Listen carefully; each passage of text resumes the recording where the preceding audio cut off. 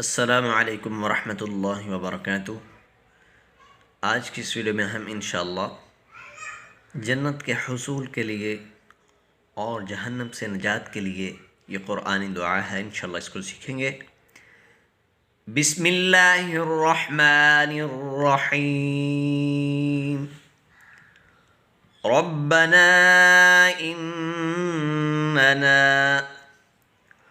रब्बना इन्नना आमन्ना आमन्ना रब्बना इन्नना आमन्ना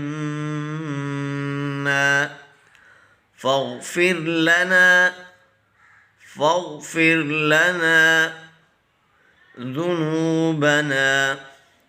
ذنوبنا فاغفر لنا ذنوبنا ربنا إننا آمنا فاغفر لنا ذنوبنا وقنا عذاب النار